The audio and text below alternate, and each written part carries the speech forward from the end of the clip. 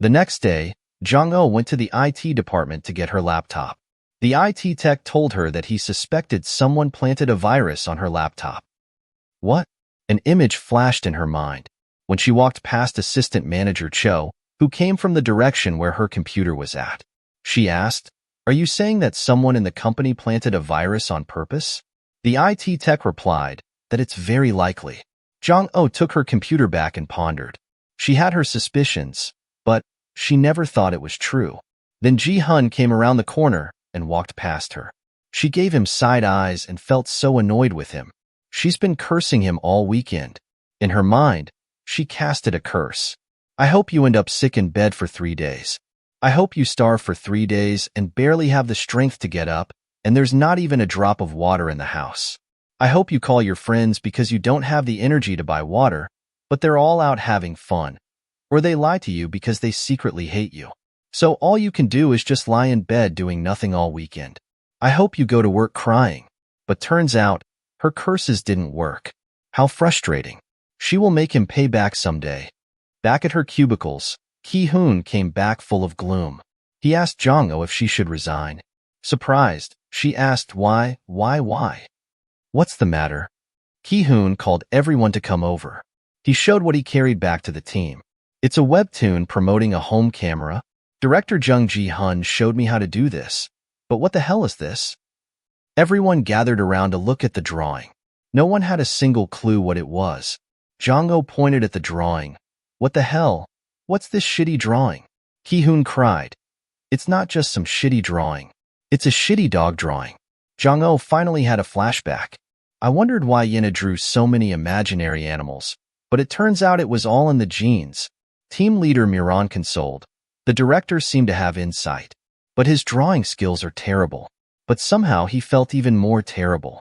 So using this as a reference, should I draw a dog or a bird?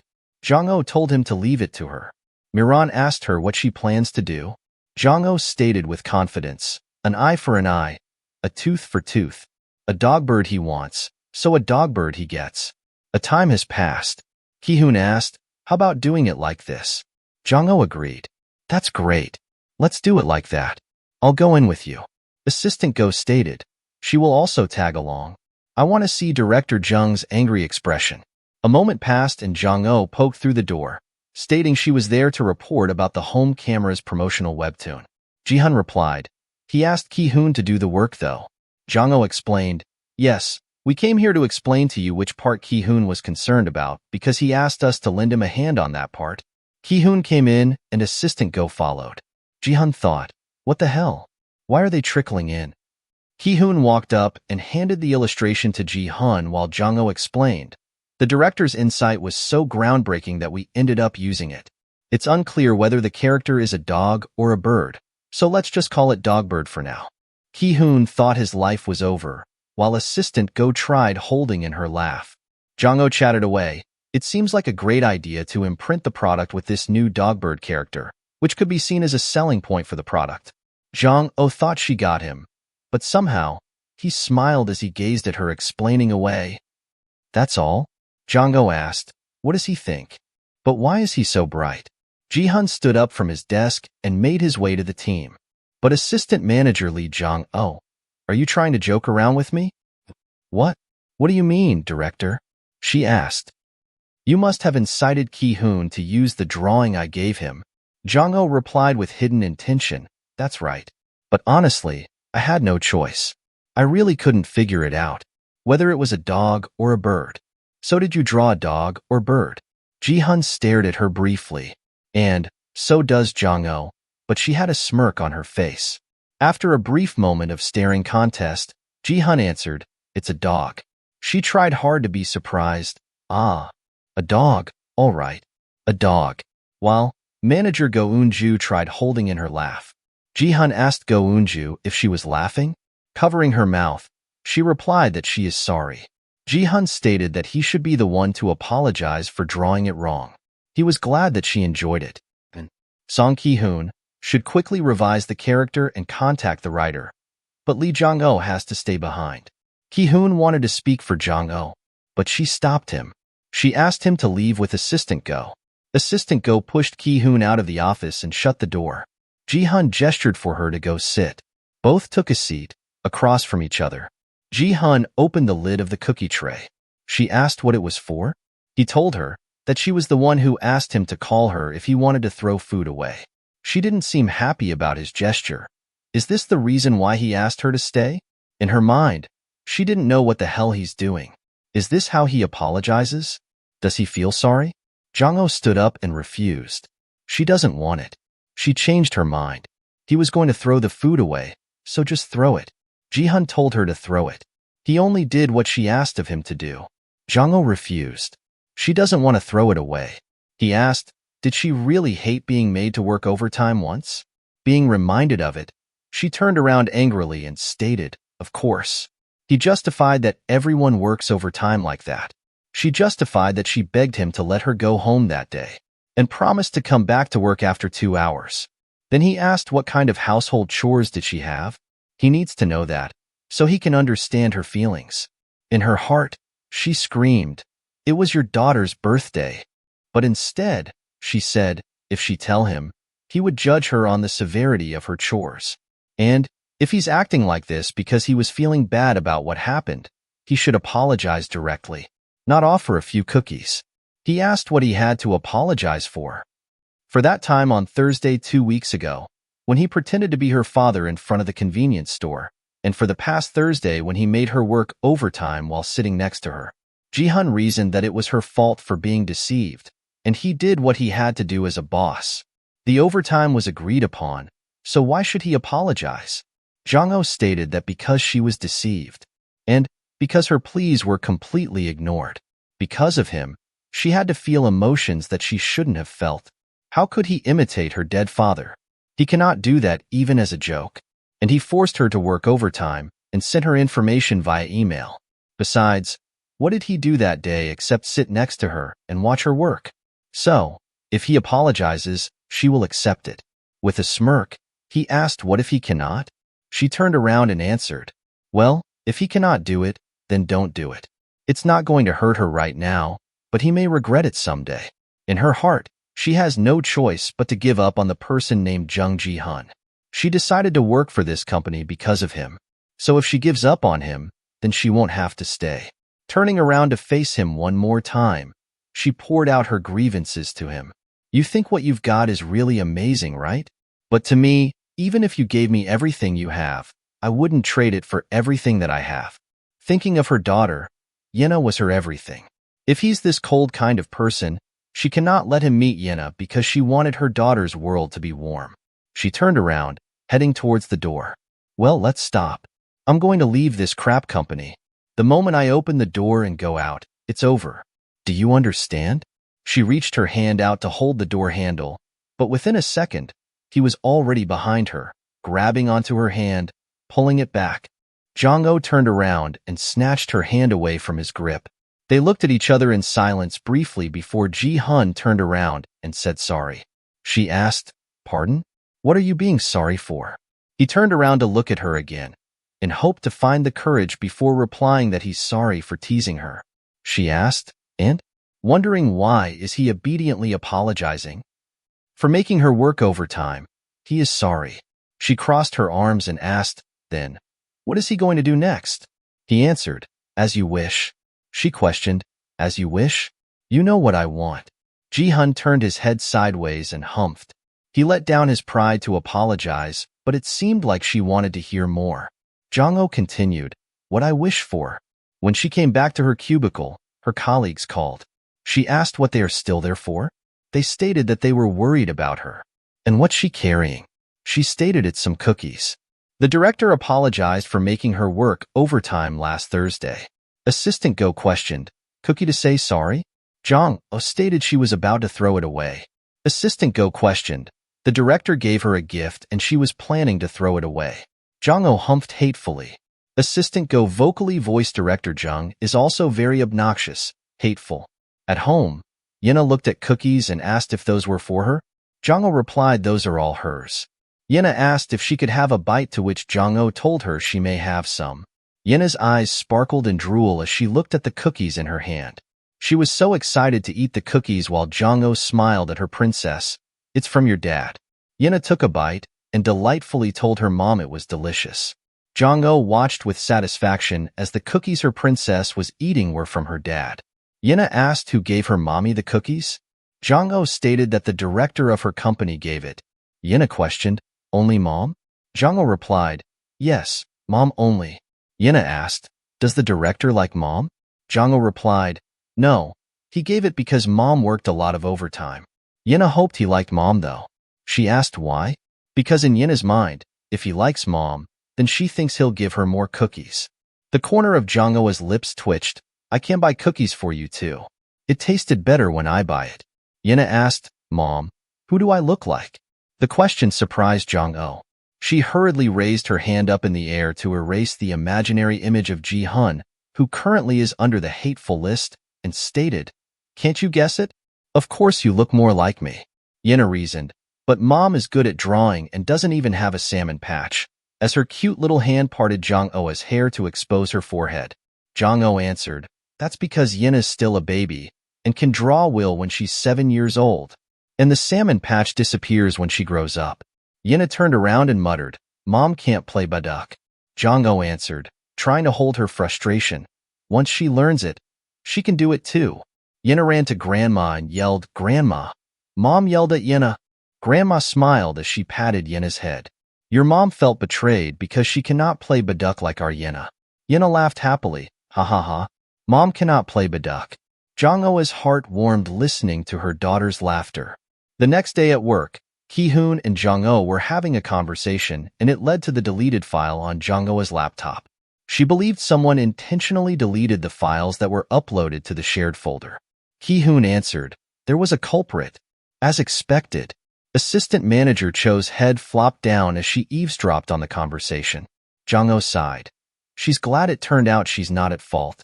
Ki-hoon asked loudly if she's unable to find the culprit. Jong-oh explained that they can't tell because the culprit works on a shared PC in the printing room. Hearing this, Assistant Manager Cho let out a big relief. Ki-hoon shouted, Assistant Manager. Maybe I can catch the culprit.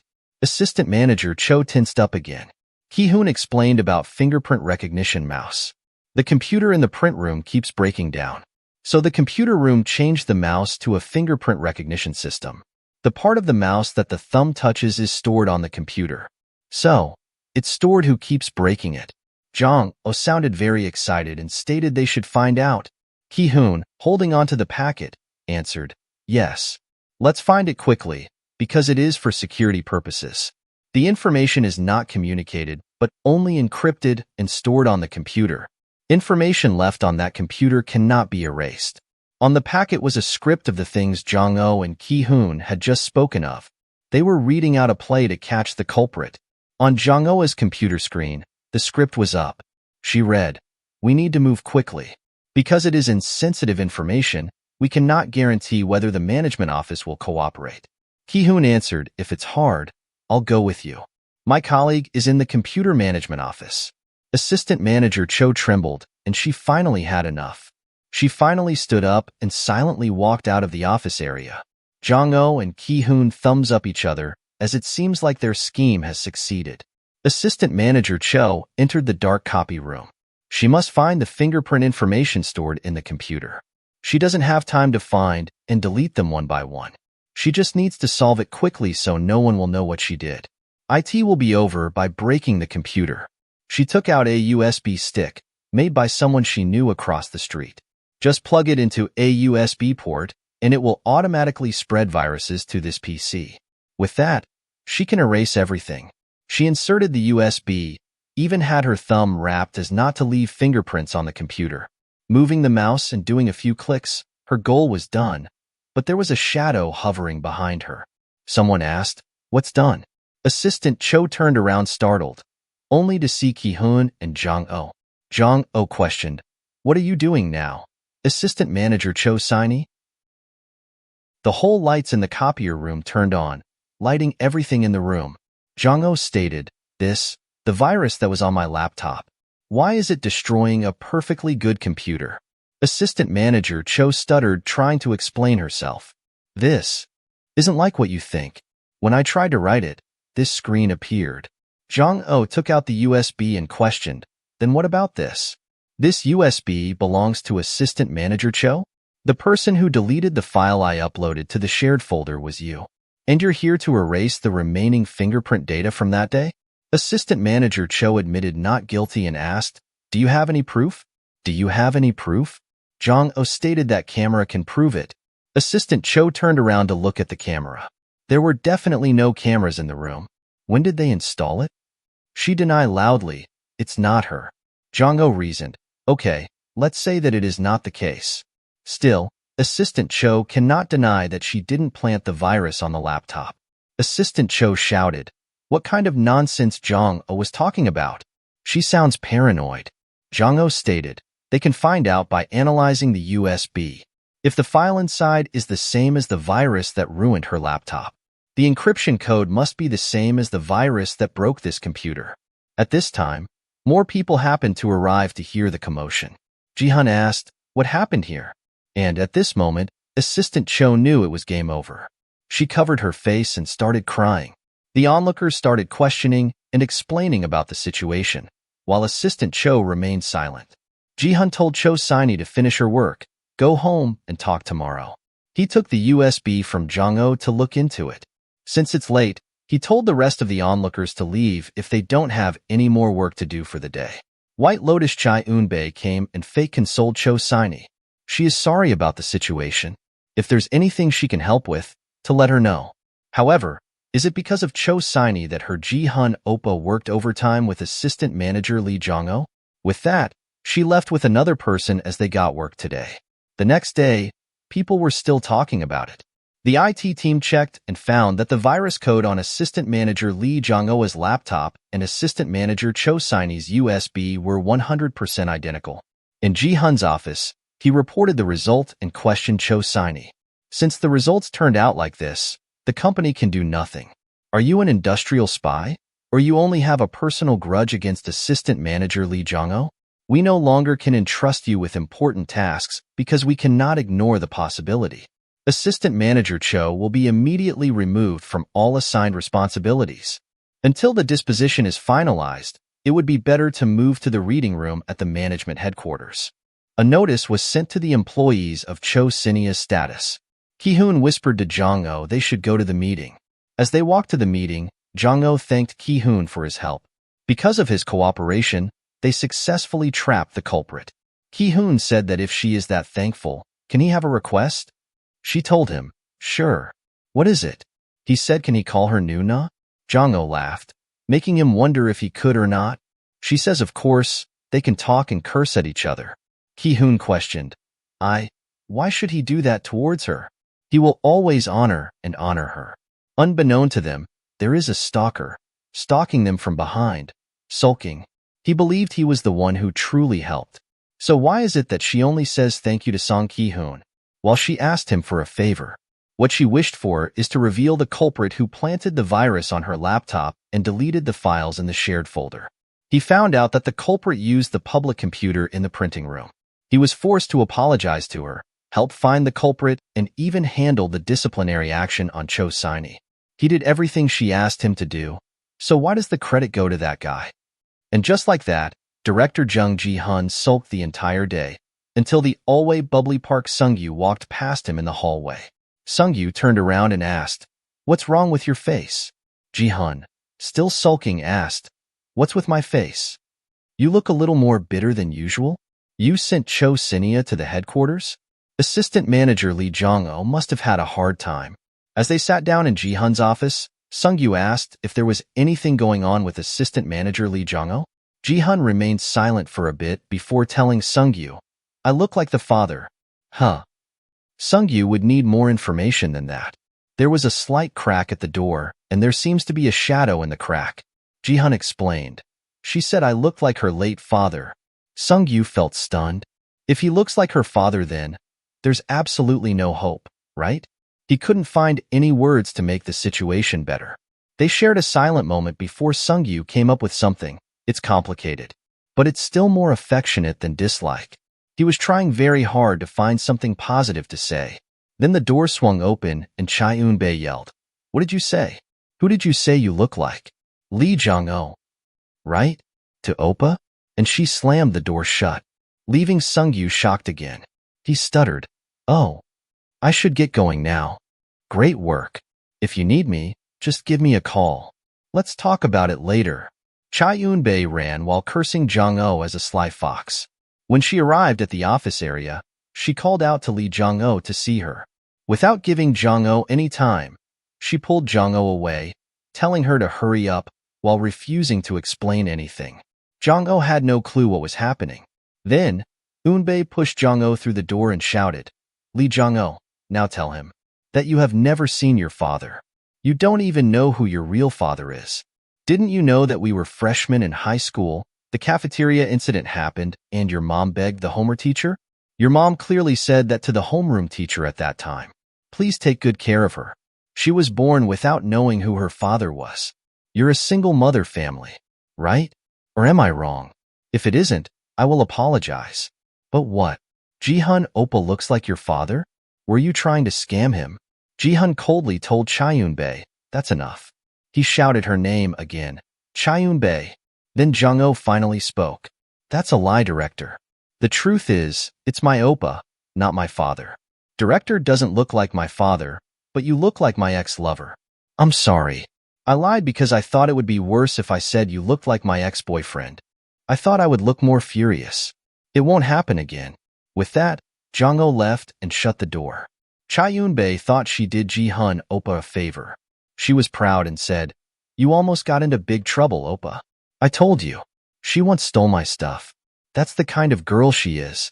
Hurry up and get her out of the company. Get out. Never interfere in my matters again," Ji-hun commanded coldly. At the Baduk Academy, our smart Yena played Baduk and contemplated, "I'm good at playing Go. My grandma and mom aren't good at Go. Then why am I good at Go?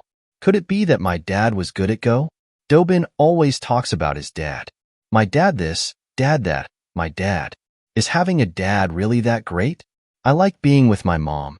She asked Dobin, "What do you like about having a dad?" The obtuse Dobin replied, "There's nothing good about it." "Nothing at all?" she questioned. Dobin answered, "Mom says dad earns money so we can live and eat." "And what else is good?" she asked. He thought about it and continued, "It's nice when we go to the bathhouse. Since I'm a boy, I have to go to the men's bath with dad." Yena concluded, "Then I don't need a dad since I'm a girl, right?" Dobin added, "It's nice when he carries me when we go to the hospital. When I go with mom, mom just holds my hand, but dad lifts me and carries me. Because dad is strong." Yena, "When I become a dad, I will carry my child when we go to the hospital." Dobin was already living in the future in his mind at this point. Yena then stated, "Then she wished she had a dad too." Dobin asked, "Should he ask his dad to be her dad too?" Yena thought that probably won't work. Dobin was convinced his dad would do it, though Yena doesn't think so. After the Baduk Academy, Dobin was walking home with his mom. He told his mom that he and Yena decided to share his dad. Dobin's mom asked, "What does he mean?" He explained, "You and dad said you love me so much that you would give me anything. I love Yena, so I want to give her everything too. Since Yena doesn't have a dad, I'll give her mine." Dobin's mom told him, "Then you won't be able to marry Yena. Is that okay? If you have the same dad, you'll be siblings. Siblings cannot marry each other. Didn't you know that?" And just like that, Dobin's world came crashing down. He realized what grave mistake he made. What should he do? He already promised Yena. He hasn't even asked her to marry him yet. He couldn't propose because Yena cried on her birthday. Jong-oh arrived home early. She bought ice cream for Princess Yena. Yena was happy. Since she ate dinner already, she can have ice cream. Guksun set dinner on the table. Watching her eat dinner, Guksun asked if something bad happened. Even without telling, Mom knows everything. Jong-oh explained that she met someone at her work. That person was someone she really hated in high school. Guksun asked why can't they get along? Jong-oh said that couldn't get along. That dog is a mean-spirited person, but she is still kind of a jerk. Today, they had some friction again, and she was mad. Then Jong-oh turned flaming. "I will never forget this. I'll make her pay. I'll definitely get revenge." Guksun asked, "What kind of grudge is this?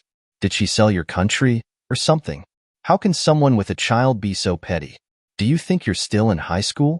Jong-oh retorted, "Oh mom, Do you know what they call a personality like yours? It's called sweet potato in today's world. Even if you forgive and let go, you wouldn't be called a saint. Jong-oh answered, sweet potatoes are so delicious. We couldn't even eat them back in my day. Guk-sun sighed and wondered how Jong-oh took after. Yena answered, Grandma, she takes after you. Mom takes after Grandma. And I take after Mom, right? And the three laughed at how adorable Princess Yena is. After dinner, Jong-oh had to go out for a break. Thinking of the past then, making her so angry. Her mom had to beg her homeroom teacher. Mom didn't have to. It hurts her heart. And she had to hear that story right in front of him. It's already painful enough feeling sorry for her mom. She felt so angry that she could only drink her anger away. Then someone spotted her drinking. He was the police officer in charge of Yena's case. She greeted the officer and asked if he was on patrol. He said he was on his way home after his shift. His house was nearby, which was a surprise to Jong-oh. He told her if she needed any help, don't hesitate to contact the police.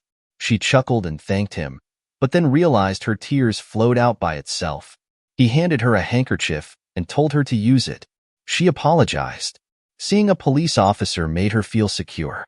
The officer sat down across from her while she wiped her tears and told and confided in him. It's not a big deal. She just had a bad day at work. It's just too hard to see her mom right now. Does he ever have those kinds of days? He said he doesn't, but he can understand. She laughed and said, even the police have long-term unsolved cases. She has something similar like that too, a long-term unsolved case. She thought she had her mom, Yena. The house with her family is heaven, so she should be happy. Why is she whining and being pitiful alone? Living is suffering. But if you just pile suffering on top of suffering, everything will crumble. But they say that sometimes, for some people, it starts to twinkle above and flower rain falls. That's why she cannot give up. She is not the only. This tough world is full of amazing people. She admires those who wipe away their tears to see the moment when flower rain falls. So she has to overcome this too. She will definitely see her star shining as well. Eunbi went to visit Ji-hun's mother. His mother loves seeing her. She flattered that Mom seems to have gotten younger. Mom also flattered that Eunbi was the one getting prettier and blooming like a flower. Mom asked if Eunbi is seeing Ji-hun every day. Eunbi told Ji-hun's mom that just seeing him makes her happy, but they both were so busy that they hardly run into each other. Plus, with Ji-hun, even though they were special to each other, he seems to keep his distance, worried it might interfere with work. Mom also said Ji-hun was the same as her. He never smiles. Mom asked Eunbi if she should go on a date with Eunbi instead of Ji-hun. She will buy Eunbi delicious food and clothes. Eunbi was so excited. She asked if they could go on Sunday and praised that Ji-hun's mom feels more like her own mother. Ji-hun's mom felt so happy and insisted they hurry up and get married.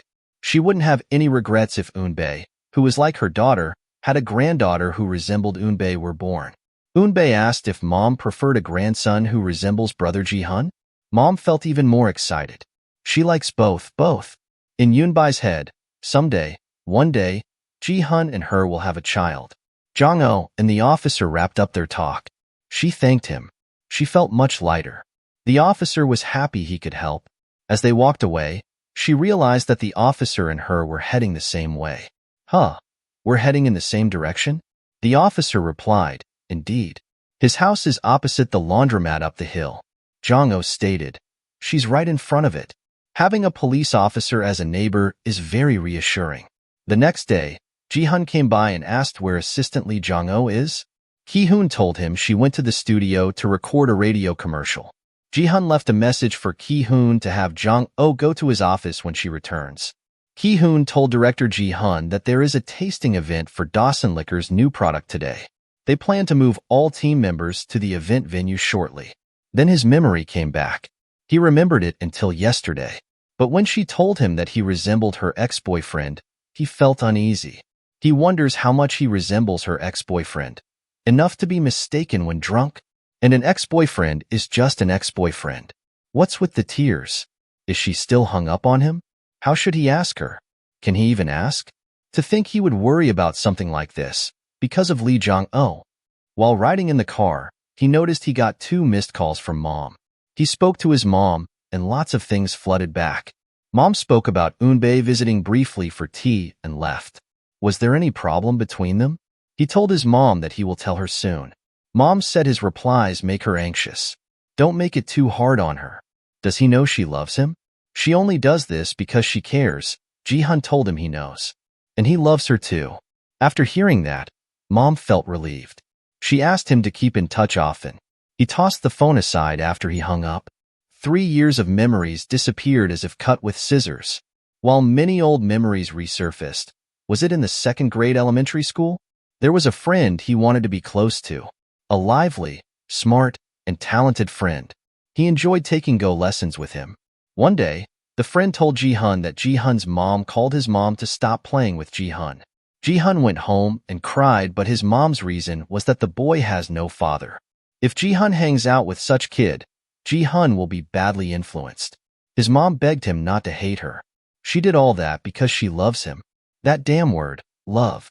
After disliking the word love, nothing became worthy of love. So there was nothing precious. He asked the driver to stop even though they still have a bit to go. He told the driver he has a headache, so he will walk a bit. The driver stopped and he got out of the car. Somehow he remembered what Sungyu said. Life is easy for you, isn't it? You have nothing precious, and everyone who passes by you means nothing to you. Just like Sungyu said, even after losing a few years' worth of memories, it didn't matter. Is it because he had nothing precious? Something precious. Precious. Remembering what Jong-oh lectured him, even if you gave me everything you have, I wouldn't trade it for all I have. Do people really have such things? As he made his way through the neighborhood, the sunlights glared through, blinding his vision. Ji-hun used his hand to shield his eyes, wondering, have I ever been here before? What exactly have I lost? Jong-oh received a text message from Miran to go straight to the tasting venue. She looked at the address of the tasting venue. It was the neighborhood where she lived during university. After she arrived in the neighborhood, it felt nice to come back after a long time. Although not all memories are good ones. It was a harsh winter. Her body kept changing. The phone remained silent. A winter so tough. She wanted to die. It's winter, but there was a flower bud. And the tears flowed out like river flow. You too. You bloomed mistakenly, swayed by brief warmth. Like her, foolishly believe in love. A love she never even confessed. Yet, 7 years have passed. Isn't it amazing? Now that past means nothing. Jung Ji-hun. It's okay now. Now, really. And before she reached her destination, she paused, noticing the person walking towards her direction. Director. Why was he there? Like someone visiting the memorial of the deceased. We've met again. Me, who lost you, and you, who forgot me. Why are you here? She asked. Ji-hun answered that he was on his way to a new product tasting event. The car was stuffy, so he decided to get off nearby and walk. He then asked what she was doing there. She replied that she attended a nearby university, so she walked a bit because it reminded her of old times. He asked what about dinner. She answered that she has not eaten anything yet. He suggested they go eat together. He hasn't had dinner either. She refused and told him no. He should go to the tasting event and point the way to the event. Ji-hun didn't pay heed. Instead, he took out his phone and started typing away. Seeing that he wasn't moving, she asked, "Aren't you coming?" He said, "Wait a moment. He's getting a lot of calls because of work." She asked, "Since he is busy, should she go first?" He replied a sharp no. Then her phone rang and she answered. It was team leader on the phone. She told Jong-oh that they are going to be a bit late, so don't go there first. She asked why. Team leaders found a ridiculous excuse that last time it was tough handling the advertiser alone for her. It will take the rest of the team about an hour and a half, so either eat or go home. Got it. Okay, she answered. Ji-hun pretended to be ignorant and asked, was it team leader Song Miran? What did she say? Jong-oh stated that team leader said the members might be late due to some issues. Ji-hun suggested they should go eat then. Left with no choice, Jong-oh led the director to the restaurant they frequented in their past. Director, please this way, this is the pork cutlet restaurant I used to like. Upon arriving inside, she gasped like she saw a ghost. He asked if everything was okay. Yes, director, this way. To her, it doesn't feel like old times. She thought to bring back his memories and brought him to this restaurant that they used to visit frequently. She didn't expect the interior to change completely. The menu has also changed. After a while, the food was served. The pork cutlet is not what she used to eat. Everything has changed in this restaurant except the name. It's just like director Jung Ji-hun, but at least it's delicious. While eating, Ji-hun explained, "Assistant Lee Jong-oh, you don't need to worry about what the manager Eunbi said yesterday." "I don't care either." She asked, "Are you worried about my lie?" He explained, "I understand there were circumstances. I hope you aren't unnecessarily." She wonders if he is apologizing for what Eunbi said. She told him, "It's okay. Talking about my dad doesn't hurt me at all. He wasn't around since I was born." He asked then, "What about your ex-boyfriend? Is he doing well?" She paused and asked, "What do you mean?" Ji-hun was just curious, is he living well, breathing? She asked, "Why are you asking that question?" He stated, "I'm just curious. Everyone said he resembles me." In her head, she screamed, "It's not that he resembles you. He is you." But instead she said he's doing really well. He's probably eating something delicious right now. Ji-hun didn't sound too happy. "It's a shame. I was hoping he wasn't doing well." She laughed and answered, "No, I hope he's doing really well. I hope he's doing well, but I hope he doesn't have kelp when he's cooking late-night ramen by himself. I hope he stands in line for an hour at a famous restaurant and gets cut off right before his turn. I hope he thinks he won the first prize in the lottery, only to find out that he wrote down the wrong numbers. I hope he works hard on his report for 3 hours and then forgets to save it." But she felt guilty, so she said, "No, actually make that 2 hours." And, like that, he found her complaining so cute. He couldn't help but smile. And unknowingly, or pure instinct, his hand reached out about to touch her cheek. At that moment, his action surprised them both. He quickly retracted his hand. To get rid of the awkwardness, she asked him, "I told you my story, so tell me yours. You had a car accident, right? A few years ago." He answered, "Yes, 7 years ago." She asked, "Were you badly hurt?" He answered, "I'm all fine now." She asked, "You lost your memory, right?" He sat his forks down and asked curiously but with a satisfied expression, "Looks like you know a lot about me." She reasoned, "It's not like that. I read an article about it." He argued, "But my name wasn't in the article, right? Did you look it up out of curiosity?" She had to come clean with him. She blushed and covered her face and said, "No. The team leader told me." "Oops. Please pretend you didn't hear what I just said." He laughed because her reaction was cute and funny to him. "I lost about 3 years of memory from 24 to 26. Everyone said my personality changed a bit too. Well, most of those memories were probably usually useless, just military service stuff." "You don't know that. How can you say that they were useless memories when you don't even know what you forgot? Did you try to remember? What if you borrow money from someone?" He replied, "Then they would have come to find me first." She reasoned, "What if you lent someone a lot of money?" He said, "There's nothing I can do in that case." At this point, internally, she was feeling so frustrated she wanted to pull her hair out. She screamed, "He has no will to recover his memories." After they ate, they left the restaurant.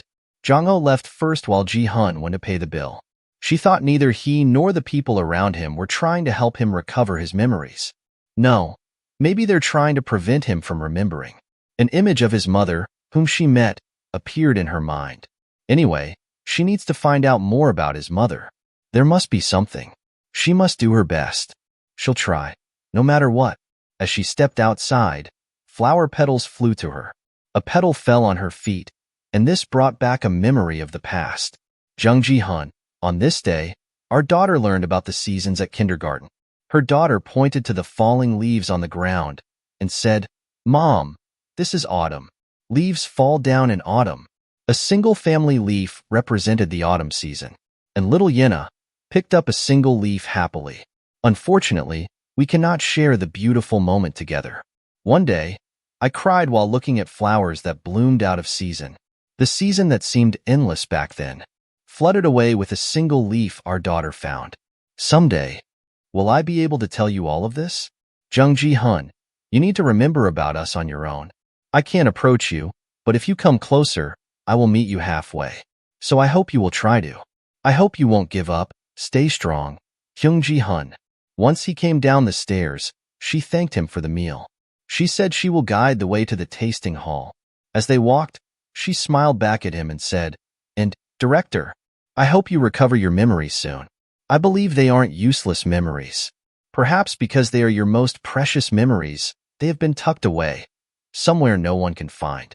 Like a time capsule. Because they're too precious." And somehow those words seem like a new door has opened for him. I have thought about it from time to time.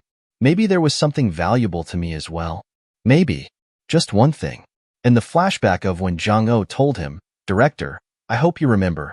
That alone was enough. I never thought someone would understand that secret feeling that maybe that was the reason. She tapped on her phone and then told him, "This way, Director." But as she turned around, she bumped right into him, who was still in a daze, as their bodies touched and their breaths were so close.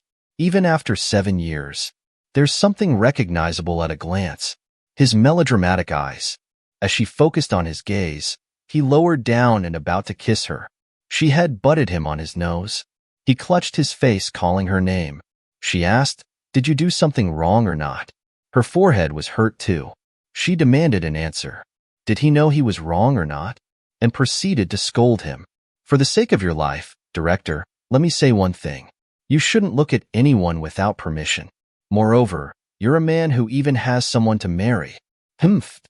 And she turned around, walking away in a huff. While Ji-hun was confused. Who's getting married? Confused, Ji-hun made a phone call to his friend Park Sung-yu. As always, Sung-yu answered cheerfully, "Hi friend. I was thinking of giving you a call just now too." Ji-hun told him he has something to ask. "Is there a rumor at the company that I'm getting married?"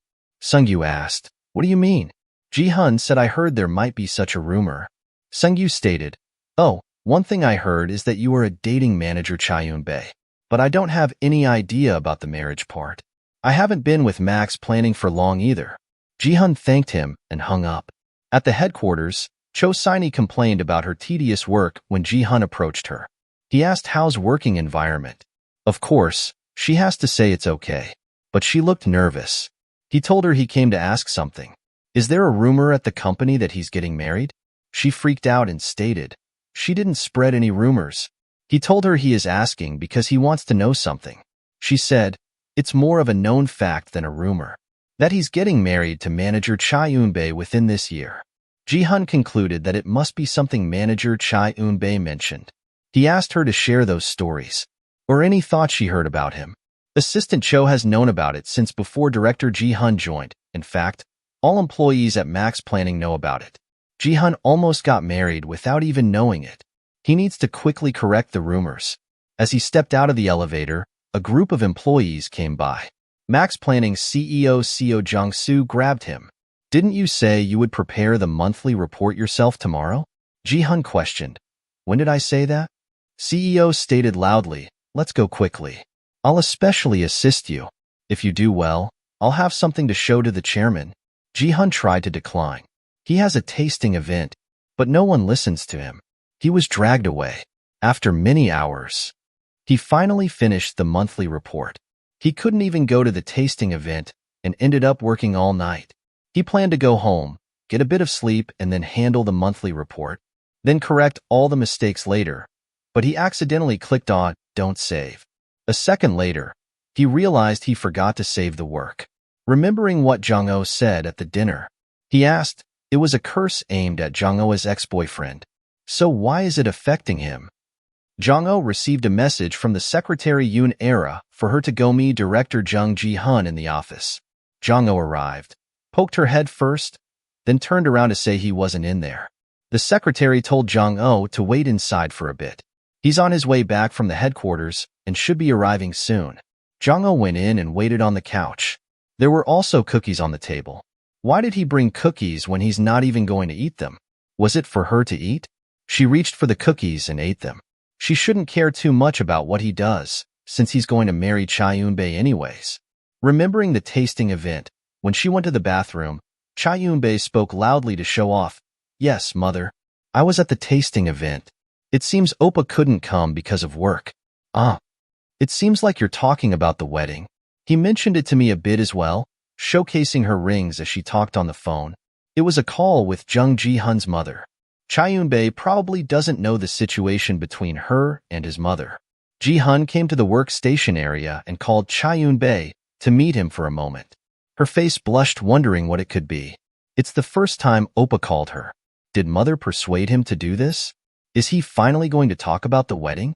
Inside the office, Eunbi was smiling with joy as it seemed like her dream was about to be realized. But her joy was short-lived. Ji-hun questioned coldly, "Eunbi, why are you telling people that we are getting married?" The expression on her face changed instantly. "Tell me with your own mouth. Have I ever asked you to marry me?" She stuttered, still. Someday, we might get married." "Someday," he retorted. "Why would I? You seem to be gravely mistaken. I don't want anything to do with you." She cried. "You don't have a girlfriend anyway. Isn't this the most convenient for you? Who you marry doesn't matter. Don't you remember? 7 years ago. If I hadn't reported your hit and run, you would have died. You should be grateful to me for the rest of your life. The one who should be grateful is you, but instead, I'm the only one who's done well. I also call and send gifts to mother every week." He asked, "So why go through all that trouble? Have I ever asked you to?" She shouted, "We agreed to date. You should put in that much effort." "Like I do." Ji-hun replied coldly. "Eunbi, agreeing to date was just to dismiss that strange rumor from 4 years ago. We just agreed to get along. After that, you should have cleared things up, not let them escalate further. Stop now. Sort this out within a week. I'll turn a blind eye to all your bravado and empty lies up until now." He walked past her to the door. She trembled and pleaded, "You shouldn't be treating me like this, Oppa. Look at how I've treated you." He opened the door and made her leave. "I'm grateful for what happened 7 years ago. I'll even prepare a reward now, so accept it. Just go. I need to attend the guests. Leave." She scowled at Ji-hun. "You will regret this, Oppa," and stormed out, slamming the door shut. Jong-ho, who was hiding behind the couch, covered her mouth, in shock. What did I just hear? Jong Ji-hun and Eunbi aren't getting married? Eunbi was spreading false rumors? What the hell? What's going on? No, I'll think about it later. For now, I need to sneak out of here. And a voice greeted from above the couch. "Dear guest, if you've heard everything, would you please stand up now?" She wanted to deny it. She didn't just heard. He knelt down so he could see her clearly. But Jong-ho's mind hasn't finished processing the information. Really, truly. It's not that I wanted to hear. Honestly, since the director almost made a mistake with me yesterday, can we just call it even with this? He replied, "I know. That's why I called to let you know." She clarified, "So you were just trying to tell me the truth?" Why? So you want me to let everyone stay misinformed? There's no one who will get married. Not yet. He explained. Yes. Understood.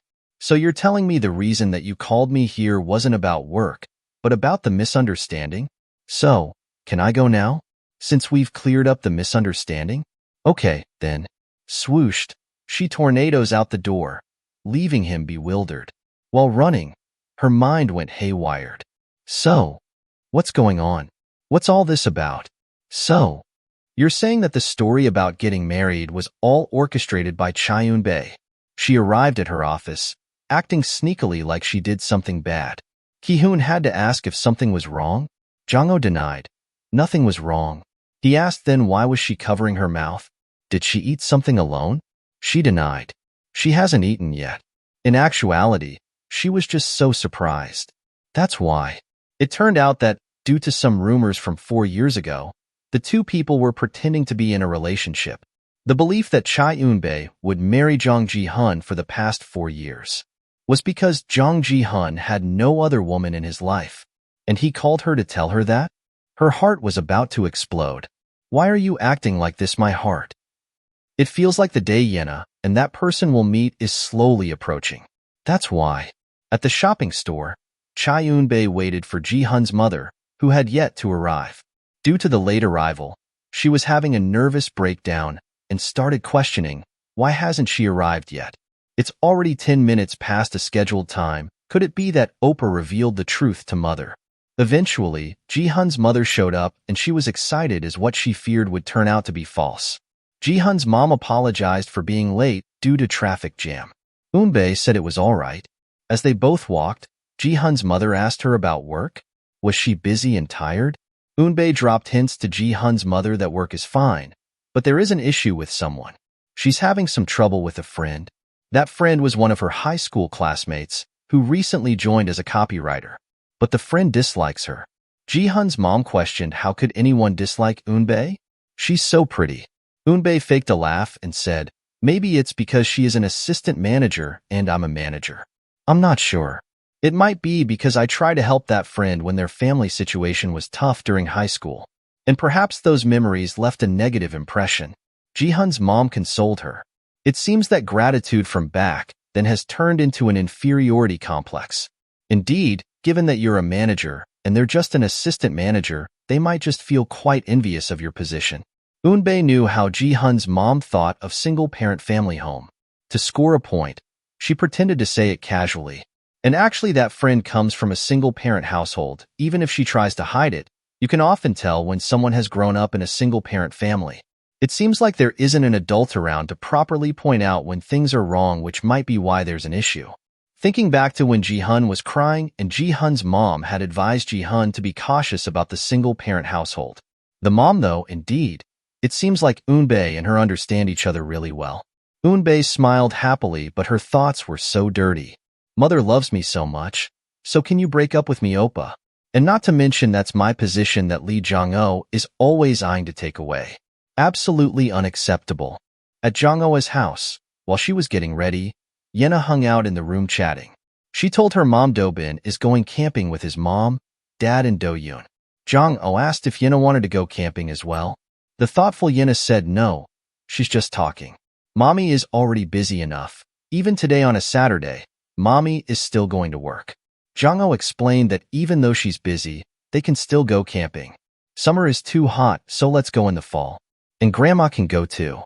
Upon hearing this, Yena got excited and asked if she could tell Do-bin. Jong-oh replied, yes. Then Yena reached her hand out and asked for the phone. Yena called Park Do-bin, feeling excited to share the good news. Do-bin apologized to Yena instead. Dad says he cannot be shared. So Mom says it's not okay. While Do-bin's mom yelled in the back for him to stop. Yena told him it's okay. She knew it wouldn't be possible, but she wants to tell him. She's going camping too, in the fall, and she is also going over to his place on Monday. Yena handed the phone back to Jong-oh. She asked what her daughter said to Do-bin. Yena told Jong-oh that Do-bin said he would share his dad with her, but it's not allowed. She questioned again. He said he would share his dad? Yena said she didn't ask for it. And this makes Jong-oh wonder if kids had such conversations nowadays. As she was looking at her phone, wondering if the radio commercial was finished, she noticed that she was missing a work file. She definitely sent up to version 5. But why is everyone missing? She has to send it again. The file is on the company computer. She wondered if Ki-hoon had gone to work, so she tried calling his office. And when somebody said hello on the other side, Jong-oh started talking away. Ki-hoon, you are at work? Sorry, but could you turn on my computer and send me a file? Please send an email to the studio right away. The password is W. Then the person on the other side spoke, Assistant Manager Lee Jong-oh. Once she heard the voice more, it traumatized her. The person she was talking to was not Ki-hoon but the director. She panicked and questioned, why is the director answering the phone? The director stated he answered because no one else was around. What's the matter? Did something go wrong? Jong-oh answered, yes. She missed one of the files from Hody Studio, which needed to be resent the email. Ji-hun then stated he'll call again from his phone, then he hung up and called from his phone instead. He told Jong-oh that he arrived at her desk. He'll take care of it, so please give him the password. Jong-oh panicked and said, no, no, no, no. I'll come quickly and take care of it. I'll arrive within an hour. Ji-hun stated, didn't you say it was urgent? I know how to send emails, so just let me handle it, okay? Jong-oh refused adamantly, no, I can do it. The password is personal information, so I can't give it to you. He questioned, How is the password for a company-issued PC considered personal information? And weren't you gonna give it to Ki-hoon? I'm sorry that it ended up this way. I'll listen to the password with one ear and let it go out the other ear, so just tell him the password. After a brief pause, she quickly gave him the password and he typed it in. He was able to get in and sent the email to Hody Studio. She thanked him and quickly hung up. Why is she running away again? He doesn't mean to be pretentious, but it's a bit disappointing. But something feels off. What's this? What's this uneasy feeling? And so he turned around and went back to her desk. He typed out the password that she gave him and it came out to be Director Jung. Thank you. He chuckled happily. Let's wait and see Lee Jong-oh. The meeting on Saturday was wrapped up. Everyone cheered themselves for a good job before they left the office. Miran and Jong-oh walked out, bidding each other a good weekend. Jong-oh then spotted Ji-hun around the corner down the hallway.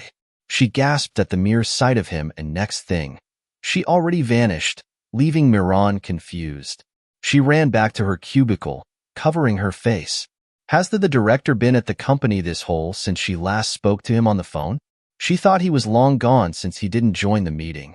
While she was still thinking, the director approached her desk and called her name, Assistant Lee Jong-oh.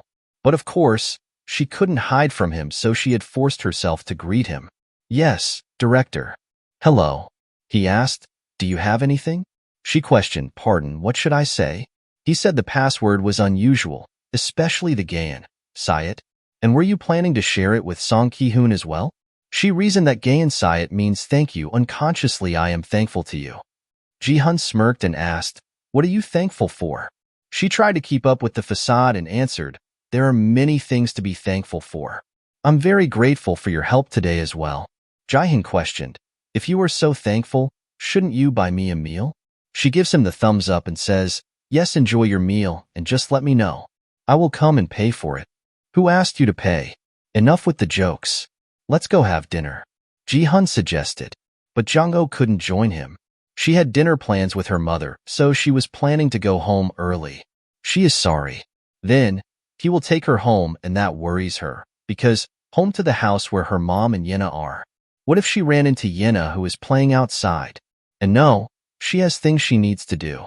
Since he offered to give her a ride, she should go. She'll get off a bit away from home. Inside the car, he asked if she lives alone with her mother. She said yes, but she cannot talk about Yena, so she kept that part a secret. Isn't it uncomfortable living together?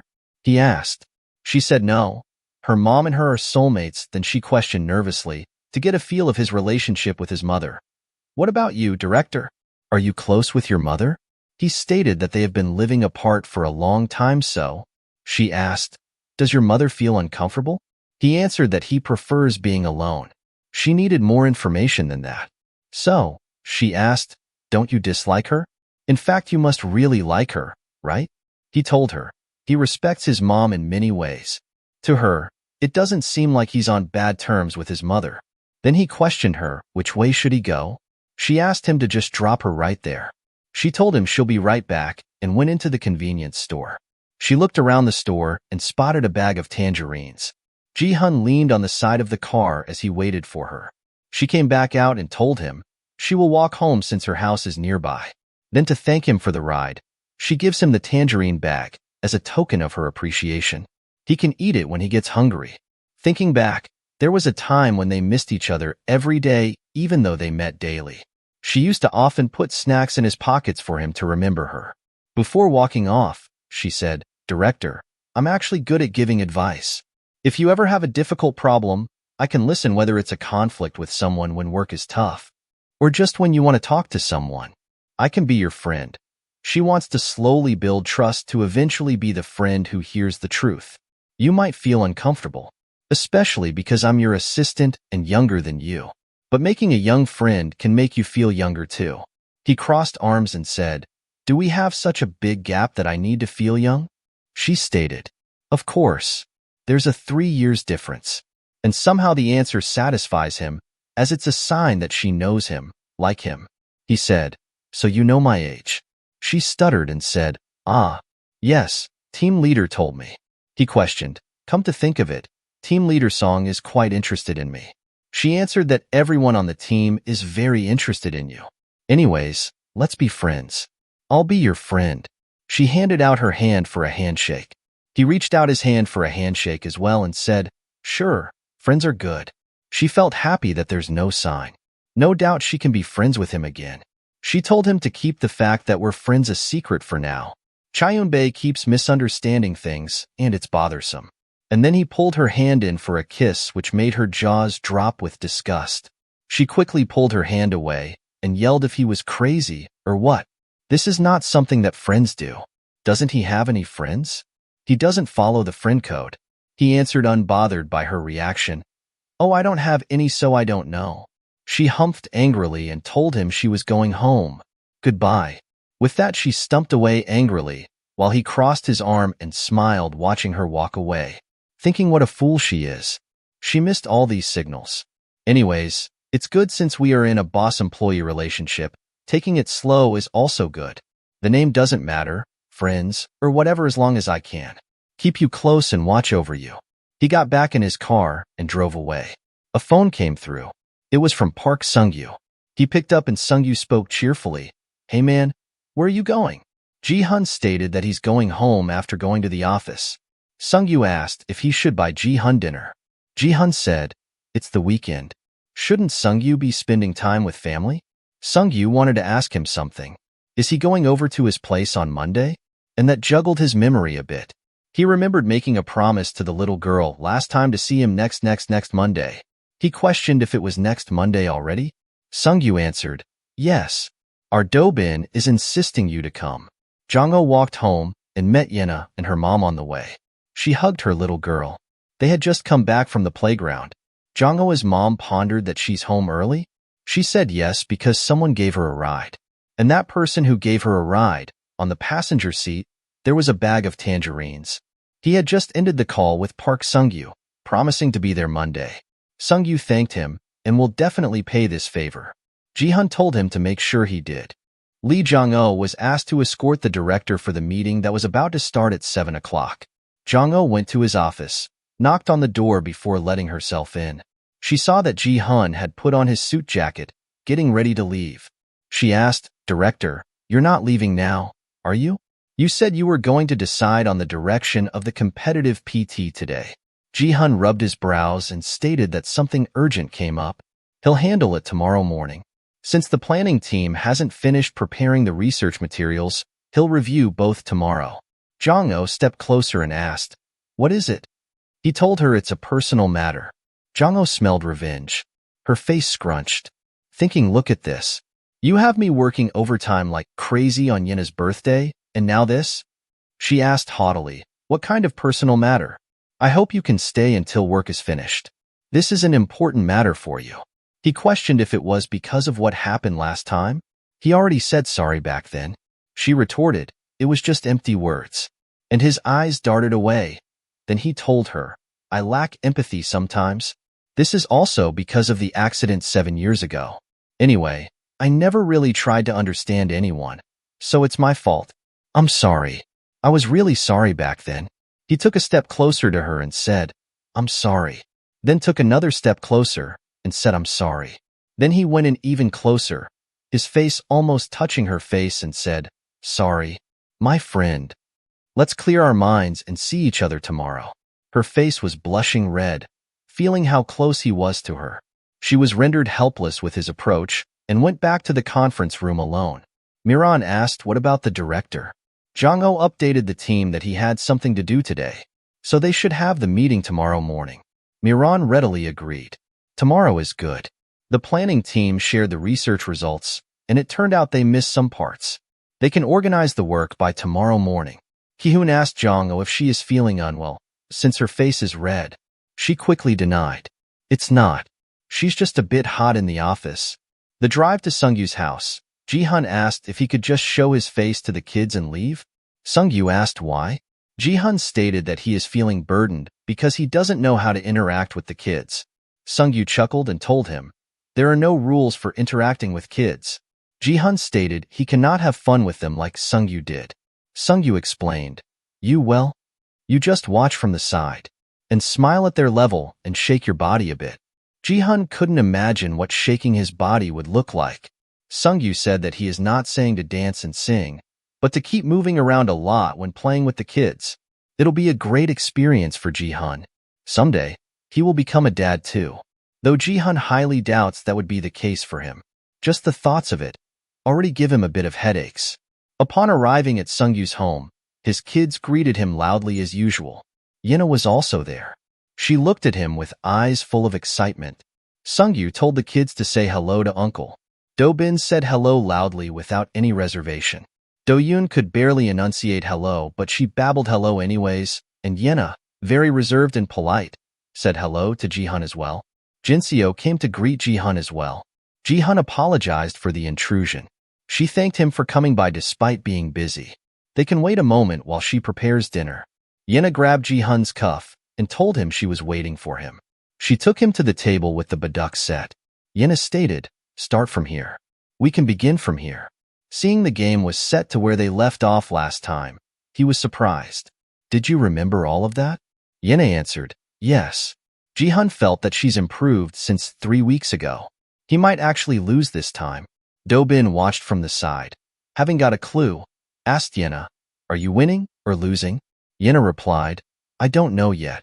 Then Do-bin turned to Ji-hun's side and yelled, "Wow, what if Uncle loses?" Ji-hun was focusing intently on the game when a thud sound was heard from the kitchen. It directed everyone's attention. Sung-yu yelled out to his wife. Ji-hun went running to the kitchen to check. Sung-yu checked. She was still breathing. The two kids cried as they yelled out, "Mommy," repeatedly. Ji-hun took out his phone and said he will call for an ambulance. Sung-yu said he will get there faster and piggyback his wife out. He told Ji-hun he was really sorry. He'll leave the kids with Ji-hun for a moment. The kids were crying, shouting they want to go too.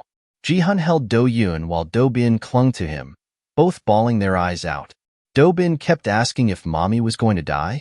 After putting Do-yoon to sleep, Ji-hun then picked up Do-bin, who was still crying, asking if Mommy will die. Ji-hun told him Mommy will not. He asked, "How does Uncle know that?" Ji-hun said he knows everything. After picking up Do-bin, Ji-hun told Do-bin to hush. What if his girlfriend sees him crying? He cannot let her see that, okay? After some time, he put Do-bin to sleep. Just as he was trying to loosen his arms and shoulder, he felt a gaze gazing at him. He turned to look at Yena. Her eyes sparkled with expectation as if asking, "Me? My turn? Aren't you going to hug me?" Ji-hun apologized, saying that he cannot hug her. Her eyes got all teary, asking, as if sending an unspoken message, "Are you really going to hurt the child like this?" He was completely at a loss, and knelt down to her level. "Okay, I'll give you a hug, but let's make a promise. You cannot tell your mom later that your uncle is a bad person. Got it?" Yena nodded her head. Then Ji-hun lifted her up. She felt so high up, much higher than when her mommy hugs her. As her forehead rested near his head, he felt that she was a little warm. Ji-hun touched her forehead to feel the temperature. "Are you hurt? You seem to have a bit of a fever." Yena said she's not hurt at all. When the bangs parted, Ji-hun noticed a birthmark. "You have something like this too?" Yena reached her hand out to his forehead and asked if he had a mark too. He told her, "It's gone now, but there used to be one." After some time, Guk-sun went rushing to Sung-yu's house. Ji-hun happened to open the door. "You're not the kid's father, are you?" Ji-hun stated that the two went to the hospital together. Yena came out calling grandma. She introduced her grandma to Ji-hun.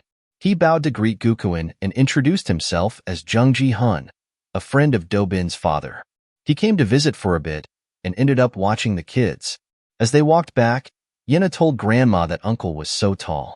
She was really high up above when he carried her. Grandma stated Yena must have had fun playing with him. Yena answered happily, "Yes." And she won at Baduk, but she knows that uncle let her win. Then she paused and pointed up ahead. Another uncle. Coming from the opposite direction, the police officer introduced himself. "Hello, I'm Kwon Bae-il, working at the Wyong police station." He's on his way home, and his house is across from the laundromat. Grandma was immediately smitten. "Ho ho. It's really reassuring to have a police officer living nearby. Let's get along well from now on." After the introduction, they went to their own prospective home. Yena waved for Grandma to hurry up, while Grandma was still turning back, thinking, he really is tall and handsome. She wondered if Yena's dad would have been like that. At Cha Yunbai's house, she cursed Li Zhong'o's name repeatedly. Biting her nails, she cursed. It's so annoying. Everything would turn out great if only she could get Li Zhong'o away from Oppa. As if that wasn't enough to relieve her anger, she tossed the pillow on the floor and complained. I don't want to go to work, but I cannot keep using my vacation days. Wait, there's no way someone is completely without faults, right? If I asked Li Zhong'o's old colleagues, wouldn't something come up? But I don't know anyone there. Then something hit her. She went to grab a business card, make the call, and introduced herself to the recruiter. The reason she called was that she's interested in communication. Was it possible to meet with someone from the company? And as soon as possible. Her face looks menacing. I can't wait to dig up dirt on Li Zhong'o. At work, Li Zhong'o told team leader that she will wrap up and team leader can leave first. Team leader gladly accepted the offer and thanked assistant Li. Once when Li Zhong'o finished up work, she stretched and felt happy that she was done. Just as she was celebrating, someone called out to her, "You worked hard." Noticing who the person that just spoke to her out of nowhere was, made her jump out of her seat. At the conference meeting, someone stated, "I'm so worried about the presentation." Ugh. This sense of responsibility. The preparation is almost complete. Please review the proposal as well, manager. Cha Eunbi grabbed the proposal and reviewed it so she can share her thoughts. After reviewing, she commented, "The proposal is really good, but about the main copy, I miss you. I think it might be too cliché. What does a planning team think? It's an outdated copy. I miss you. There's no insight and it's not creative at all. I thought we should move away from this kind of thoughtless and unrefined copy. Moreover, focusing on mother-daughter relationships. It feels too cliché since the target audience is in their 20s and 30s. I think it would be better to center on couples in long-distance relationships. If I have been in better shape, I could have come up with even better ideas. It's really unfortunate." Zhong'o sighed and thought, "Oh well, there's nothing to do.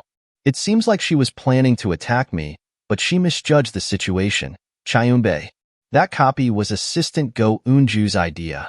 At this point, Go Eunju completely transformed into a mad devil, about to let loose. Li Zhong'o gave her opinions. "I thought about long-distance couples too, but it was too short to express within the 15-second ad time. I believe that the love between the mother and daughter is more effective for consumers to grasp in a short time." Cha Eunbi retorted, "I personally don't find it very relatable, even when I imagine this ad." Assistant Go Eunju asked snarkily, "Are you lacking imagination?" Eunbi gritted her teeth to hold back her anger and questioned. Assistant Go Eunju and Assistant Manager Zhou Saini are participating as stand-ins. "Did you handle the handover well?" This week's trending issues. Crossing her arms, Go Eunju asked, "Will you be attending the meeting today, Manager Cha Eunbi?" Eunbi answered, "Yes, of course I would." "Why would you ask that?" Go Eunju smirked and hit where it hurts the most. "I was just worried you might feel uncomfortable. I heard that you broke up with director Jung Ji-hun. I heard the news when I was headed over to Assistant Cho Saini. That must be heartbreaking for you, especially since you couldn't get married after waiting for so long." Li Zhong'o let out a sigh and thought, "Oh, Cha Eunbi, why did you mess with Go Eunju instead of me?" But wait, how does Assistant Cho Saini know about the situation between the two? Cha Eunbi wouldn't be the one to tell Assistant Cho first, right? Could it be? Cha Eunbi bit her lips and questioned, "Did Assistant Manager Cho Saini really say that Director Jung and I broke up? So, are you really believing the words of someone who caused a scandal and got kicked out of the team?" Then she got up and walked out of the conference room. Go Eunju, still emanating dark auras, snickered. "You dare to mess with me? Is she trying to get attention because she's feeling lonely after breaking up with the director?" Cha Eunbi went to the headquarter library where Cho Saini was stationed. Cho Saini saw Eunbi coming and asked what brought her there, but in hindsight, she scoffed and thought, "It seems she came to confront me about how I blabbed about the fake marriage promise. If she truly has no connection with Director Jung, then I have nothing to fear." Eunbi changed her personality completely, like a caring white lotus. "How have you been? I really missed you very much." Assistant Cho was my closest friend. It feels like I've lost a part of myself. Did you hear anything from Ji-hun Oppa? Anyways, Assistant Cho Siney. It's not true. We're just dealing with a complicated situation right now.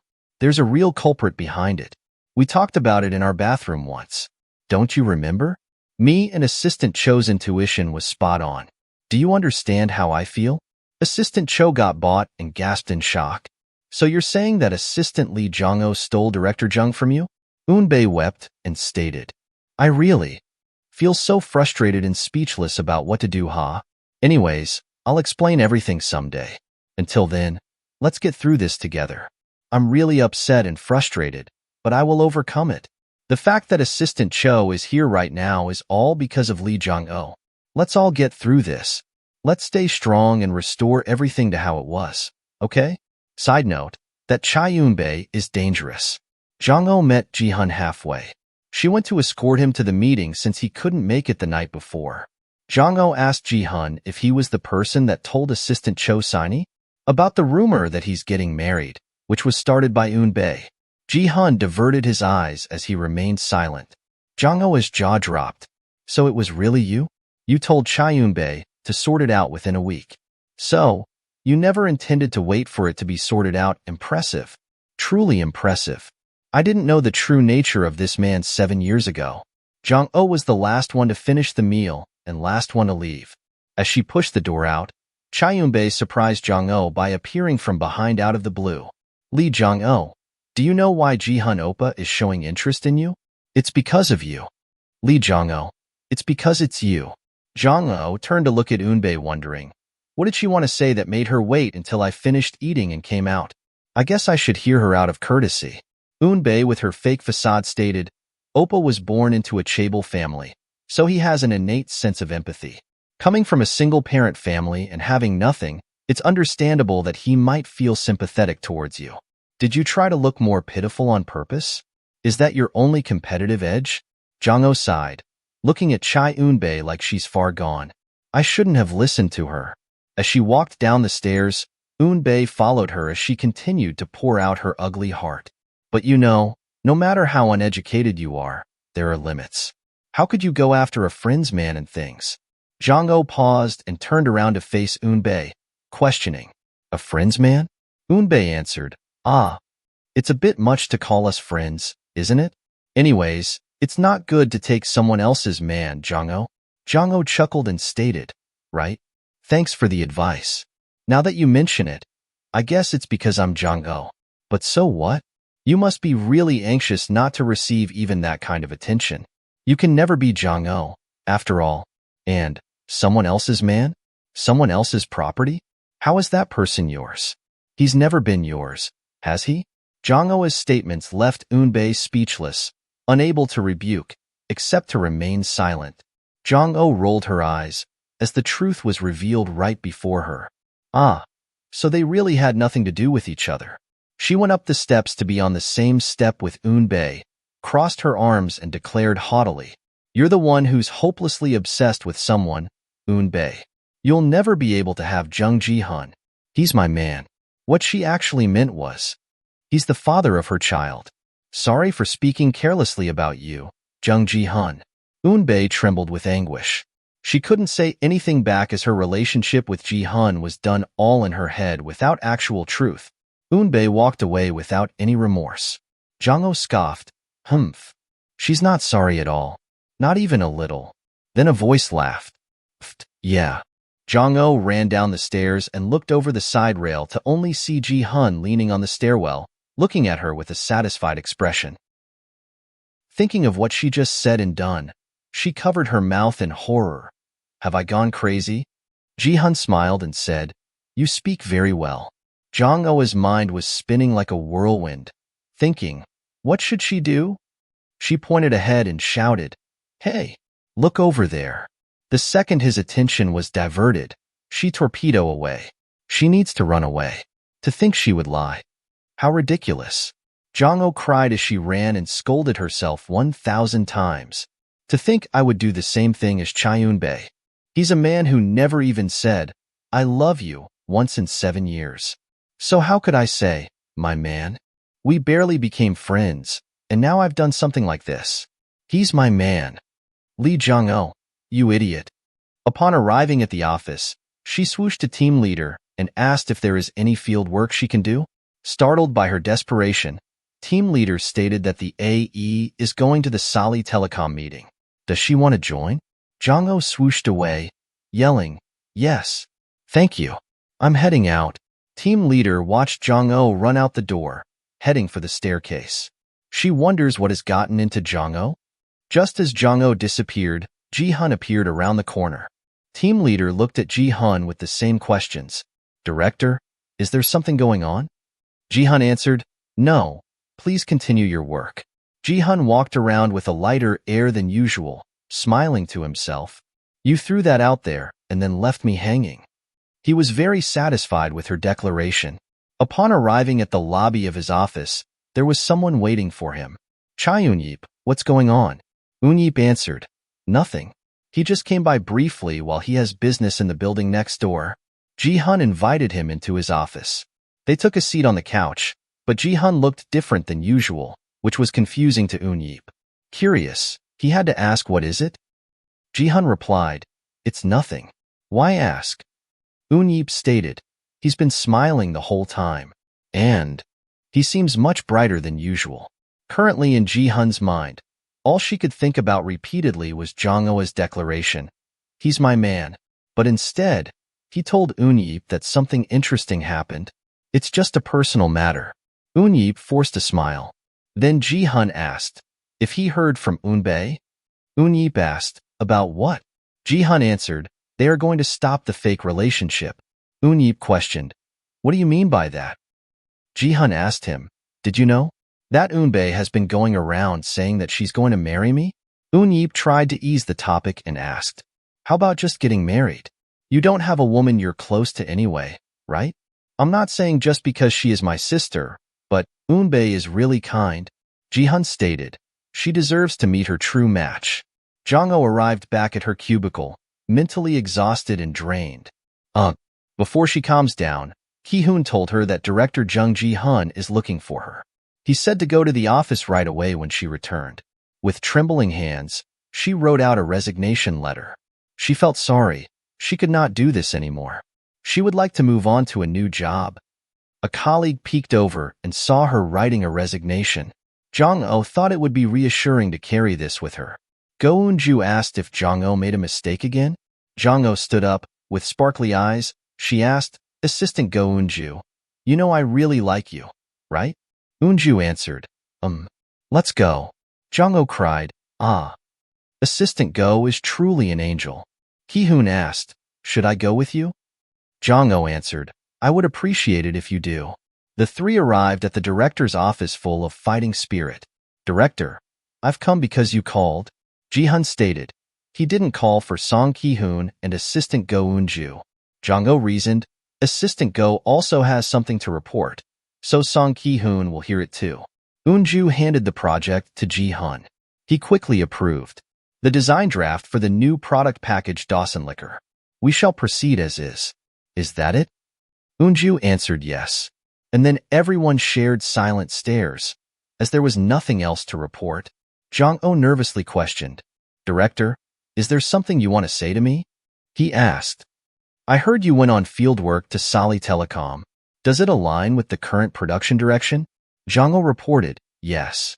The representative from Soli Telecom prefers storytelling. It seems we can proceed with our preparations as planned. Ji-hun tapped on the desk and dismissed the group. He's definitely angry. Jong-oh was the last one to leave, but Ji-hun was much faster. He trailed right behind her and closed the door before she could set foot out the door. Ki-hoon hesitated and asked, Assistant Lee hasn't come out yet. Eun-ju answered, there's probably something to talk about. Ki-hoon reasoned, they still needed to protect her. Eun-ju reasoned, they've done enough. They should go. The door remained shut by Ji-hun. He was waiting for her to make the first move. Eventually, Jong-oh tried explaining. Director, the reason I said that is, he questioned, whose man am I? What gave you the courage to say something like that? Jong-oh turned around to face him. But she couldn't find a reason to tell him. In the end, All she could say was, "I'm sorry. I'll go to Eunbi right now and tell her that I misspoke." He leaned his head an inch away from her and muttered, "If you claim I'm yours, you should take responsibility. Don't you think so, my friend?" Then, he leaned in to kiss her, kissed her deep, even pulled the back of her head to steady the kiss. Zhang Ou's mind rejected the action. "No, this isn't right. I was just trying to start as friends. So why did it end up like this?" He parted his lips away from hers for a breath break. There was something she overlooked. The time that passed, since she gave up, made her overlook something so simple, that this man could approach her with the same heart as he did initially, that he could once again become the man from 7 years ago, the one who was insatiable and desired her at every moment. But right now, just as he went back for another kiss, she blocked his lips with her hands and reasoned, "No matter how urgent his situation was, you shouldn't have done that. It's not about agreeing to be a fake boyfriend, but refusing a fake marriage promise. It's more than that. Because of your wrong choice, Eunbi ended up like that. Both were wrong. Both. In the end, you made it hard for me to reach you." He held her hand, smiled and said okay. Zhang Ou pouted and wondered why he was laughing. What is he going to do now? She flailed her arms in another attempt to elaborate more. "I mean, you must reflect until the Chai Eunbi situation is resolved." His face radiated happiness and said, "I understand." She added, again, "You cannot do that. You casually say you understand and lie. And when that gets exposed, you enjoy it again." Ji-hun answered, "I understand." She felt like she was not reaching him. She lectured, "Seriously, this isn't the time to be laughing. What did you understand?" Holding onto her hand and leaning in closer to her, he said, "I know." That Li Zhangou's words have become shorter and then kissed her again. After kissing her again, he said, "But I'm not your man yet, am I? Make me your man quickly. Make me yours." She could only pout and let him lead. At Sungyu's house, while he was washing the dishes in the kitchen, his wife was resting on the couch. She held on to the ultrasound photo. A third baby. She seemed depressed. They're having a third child. Sungyu wiped his hand and went to hug her. Jinseo asked, "I'm not the only one struggling, right? You must be having a hard time too." Sungyu apologized, "Honey, I messed up." Jinseo's eyes sharpened and scolded. "Messed up? The baby can hear. You shouldn't say such things. A child should be blessed. By the time our Dobin hits puberty, the third one will only be as big as Doyun." Sungyu felt guilty about the first one being a surprise, and now suddenly a third one. He encouraged his wife, "Honey, I'll do well. I'll take parental leave, or whatever it takes. I'll do anything. Don't worry too much." Jinseo answered, "You'll do well. I know you will. You're doing great already. I just..." Not, "Let's just live well," Sungyu. Her frustration that she couldn't say out loud. Every time she has a child, it feels like her life changes. Now, she's stepping into a third different life. At Chai Eun-seup's office, Eunbi arrived as per his call. She asked what he asked her for. Eun-seup looked frustrated thinking of her situation. He got up and confronted her. "What the hell did you do? What the hell did you do for Jung Ji-hun to say he's done with this fake relationship with such a disappointed look on his face?" Eunbi cried and asked, "Ji-hun Appa really said that?" While looking disappointed, Eun-seup grabbed her by the arms and shook her. "What on earth happened? Do you have any idea how much effort I put into getting the two of you married? Now that we've come this far, I cannot give up out of spite." He has to make Eunbi marry Ji-hun no matter what. Eunbi told Eun-yeep with hatred on her face that it's because of that woman. After that woman joined the company, Ji-hun Oppa became strange. She told him he resembled her dad, and then she said he resembled her ex-boyfriend. She keeps trying to seduce Ji-hun Oppa.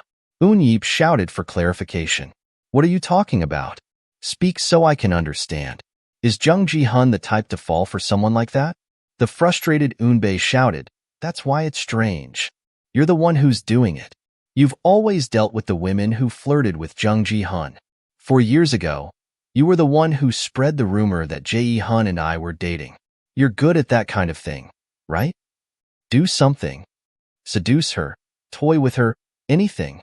He asked what's her name. She said with gritted teeth, Lee Jong-oh.